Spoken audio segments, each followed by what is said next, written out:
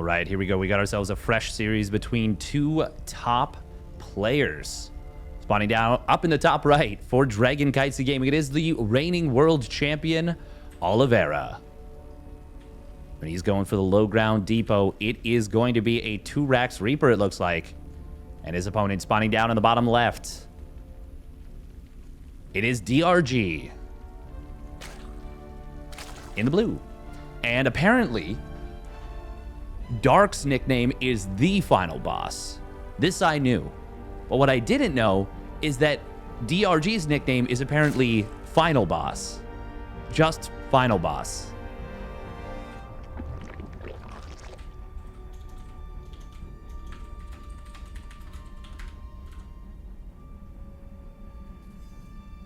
Now, I'm really interested to see what Oliveira's 2-Rax Reaper looks like. He's got some of the best micro in the business. Like, a lot of players don't think of Oliveira as the top tier or one of the top tier micro players. But he really is. He's up there. He is really up there.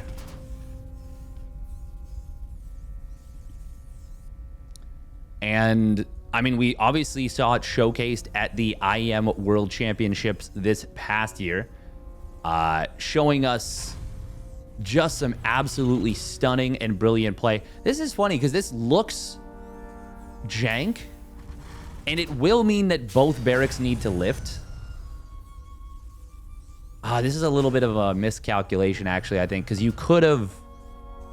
Yeah, by putting the depot in front, this is a little bit funky. Well, actually, no, it's not that funky, because you can just lift the barracks, but he could have put this in the correct place from the beginning. Hey, thank you very much, Noi, for the gifted sub to Max Packs. Taking advantage of the September situation.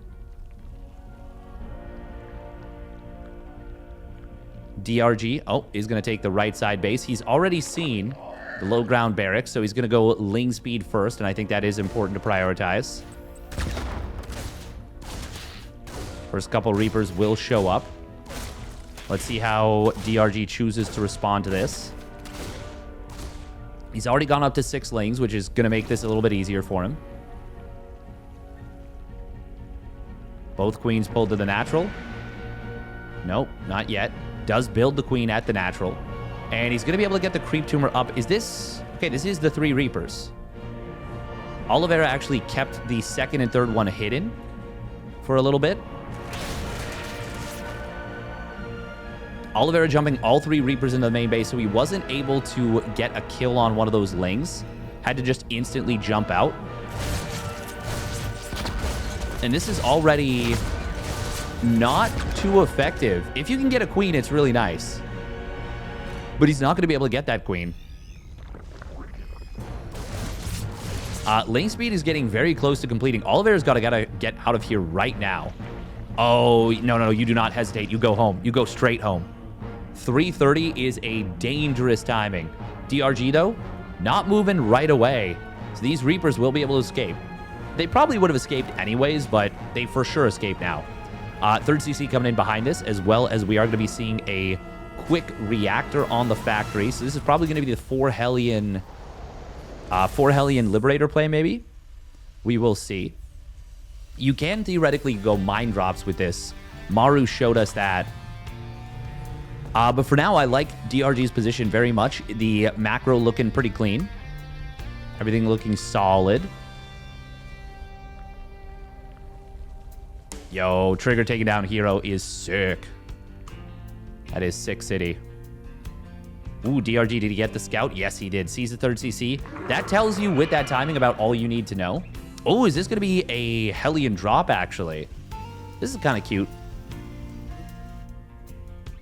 This would be very cute. Good positioning on the Overlord on the left side. It's obviously a little bit exposed against a Marine drop, but it will give you advanced warning. Now, the only thing about taking this base is pushes down this hallway are not particularly fun to deal with. And it's funny that DRG is prioritizing taking down these rocks because, I mean, taking this base would have made it a little bit easier, but it did make it easier for him to defend against the early Reapers because the units were further away. It will be fast upgrades out of here, this from DRG, but we are going to be seeing a very quick armory. This is going to be a Hellbat push. This is going to be a Hellbat push coming out of Oliveira. Hellbat stimmed Marines. And he is just building medevacs off of an unreactored starport. Now he throws down that reactor, but for this timing, just a couple of unreactored medevacs popping out. This is going to be very strong. 6 Hellbats, couple of Reapers, 4 grenades, and 15 Marines. DRG, no Baneling Nest. This is going to be so scary to deal with. And normally this hallway is, the scariness is the Hellbats, the siege tanks. But in this case, the Hellbats, oh, can they get on top of the drones? No, they cannot. Only a couple of drones going down, but he's going to go right into the Queens. And I don't think there's enough to hold. This is just going to be game. Oliveira catches him off guard with the Hellbat push. And DRG, not even a little bit prepared, will be forced to tap out. All right, here we go. Game number 2. Spawning down in the bottom right for Dragon Kitesy Gaming. It is Oliveira. In the red. Hitting a super sharp timing.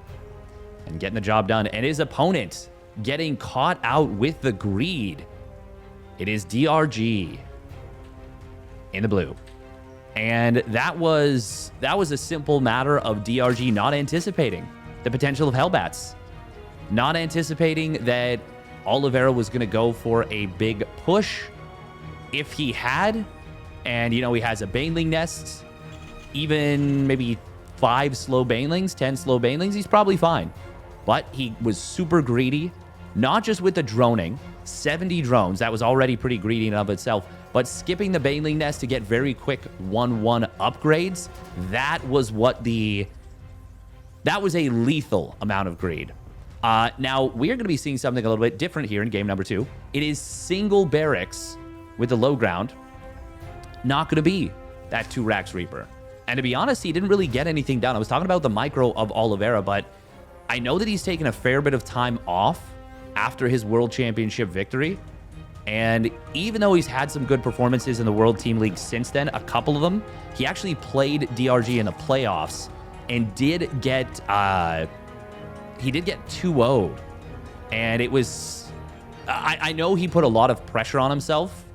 Once you hit the peak of performance, which, I mean, winning a World Championship, it does not get higher than that. DRG. Are we going to see a lift on this barracks? He will save this Overlord unless the barracks is lifted. Good quick reaction time from DRG. Not even going to lose half of his HP. And DRG, anticipating the barracks lift, will just run the Overlord even further away. Now, okay, yeah, he's going to make a mad dash for this pervert pillar on the left, and he's going to get there. There's none... This is... Okay, I'm pretty sure this is not a pervert pillar, but it kind of looks like it when you zoom in. I don't think so. This one is. But DRG, he'll make it to safety. And to be honest, unless Oliveira was paying instant attention, he probably wasn't going to find that. But Oliveira did not SCV scout. It could have theoretically been a 16 pool 6 Ling build. And at that point, if you're on the map with a Marine at a late timing, you could be in some trouble. But to be honest, DRG doesn't do that very often. And I don't even know if the Lings would have gotten across the map in time. I didn't actually look closely enough at the timer. Will be a 1-1-1 behind this, though. Oliveira not switching the factory onto the barracks for Hellions. Not going to be doing that.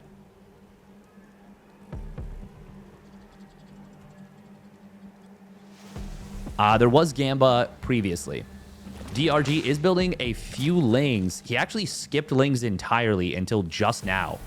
12 Lings coming out. Just going to be defensive in nature. I believe this is going to be a 4 Marine Cyclone drop. Yeah, Oliveira's actually stopped Marine production after the first 5. And it looks like it will be, yeah, Reactor Hellions behind us. Okay, cool. This is kind of cute. This is something we've been seeing a fair number of Terrans doing more and more recently. And that is to, generally speaking, hunt Overlords. SCV ready.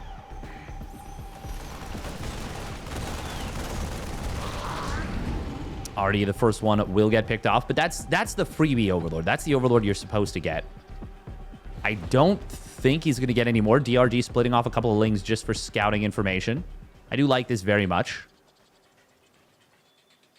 And he pulled back the Overlords very quickly. Didn't pull this one all the way back. It could still theoretically get threatened.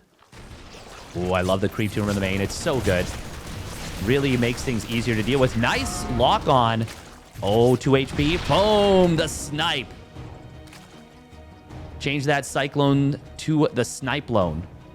Nope, that doesn't sound good. That sounds kind of cool, but it's like, it's clunky. Clunky verbiage. Ooh, another lock on the Queen, but there's enough lings in position. DRG will push this away. Wise decision, I think, from Oliveira to just back out with that. Oh, Medevac going to take a fair bit of damage. We do have a Hellion run by on the third base. And this is going to get some good damage done. Roasting up a good number of drones. I think that was only 3 Hellions, right? Okay, no, it was a 4th Hellion. But 7 drones, that's pretty solid damage. Behind this, Oliveira has completed his 3rd command zone. He's got Cloak Banshee and double Engineering Bay done. Kind of a funny position for the barracks, but I mean, technically speaking, it's totally fine. Banshee in the main base. Ooh, Cloak does complete, but not in time to prevent a bunch of damage. There's actually quite a bit of damage on this Banshee. Oh, nice reposition here. Will this reveal it? No, not quite. The Banshee was just far enough away. He's not going to kill this. He is. Oh, he's going to kill an Extractor. Very unexpected, like, kill there. Oh, Banshee just a little bit too late to get a kill on this hatch, or the drone trying to build the hatchery. Could see a hold position. Oh, he hits each drone once. Good positioning on the Queens here from DRG. And the fact that he's dealt with the Hellions is very nice, because it means he can, well, he can just spread the Queens, put 2 on each base with a Spore, and even though he doesn't have an Overseer, he hasn't had an Overseer until just now, he's been able to just utilize the Queens themselves. Obviously, losing a gas is annoying, but it's not a big deal. Drones. 78 drones already. DRG sprinting up to an insane economy. And Oliveira, because he didn't go fast, super fast 3rd CC, this is not the quickest power-up. It's decent, but it's not super fast. We are going to be seeing fast Widow Mines, which I am, a fan of. And Oliveira will have a strong 1-1 timing. Combat Shield's not quite done yet. Where are the Banelings? 18 Banelings in production. Bane speed is done. Oliveira going to be able to clear out these creep tumors here. Ooh, Combat Shields is about to complete. Baneling target fire. Good job from Oliveira on that. That was a pretty darn good engagement for Oliveira. Didn't lose very much. Killed a bunch of Lings and a Queen. And he definitely did kill, yeah, he got 3 or 4 Banelings. 3 Banelings on the kill. I don't think any of them connected, so I think it's just the 3. Behind this, very quick 2-2. Good job, he's on top of that. Queens do spread some creep. Good job from DRG. Oh, nice target fire from Oliveira once again. Good job from DRG to save the active tumors. Meanwhile, double drop on the top side. Ooh, there is... No, yeah, there's 2 Widow Mines here. And they are going to siege up on the base itself. This is already a little bit complicated to deal with here. Widow Mines. Could have been worse. Still, 9 kills. Not bad.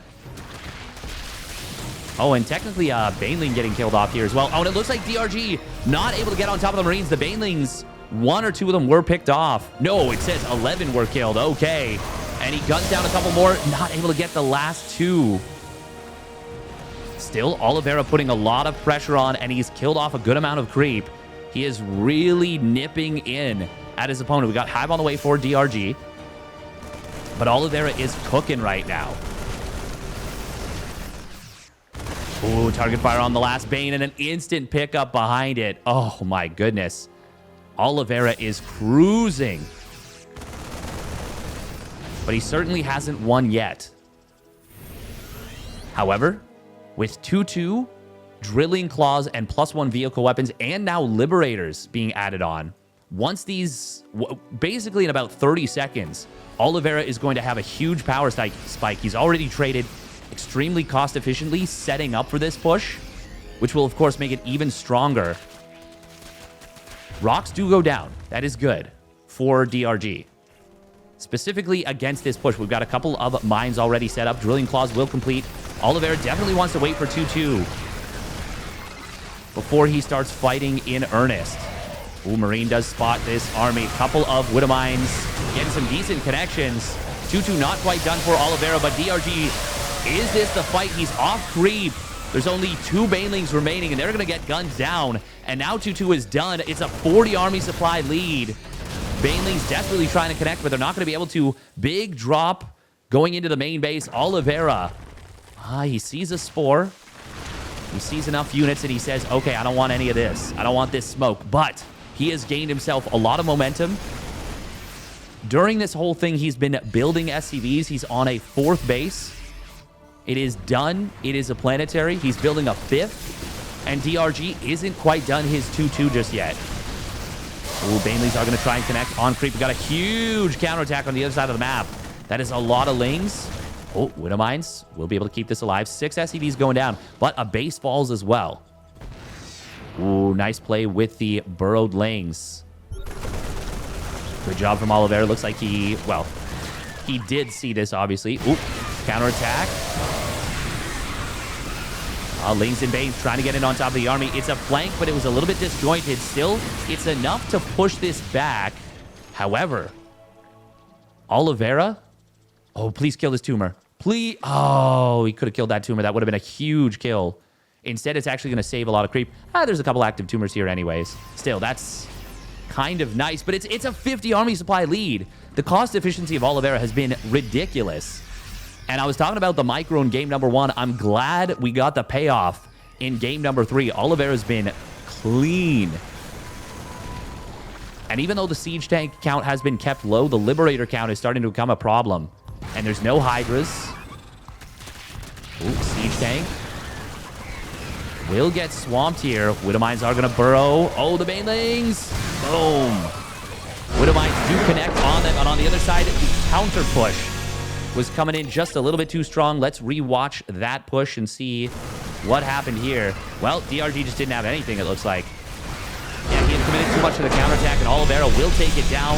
Very well played by Oliveira. And he gets a little bit of revenge for the WTL match they played before. If you enjoyed that video, make sure to hit that like and subscribe. We'll catch you on the flip side.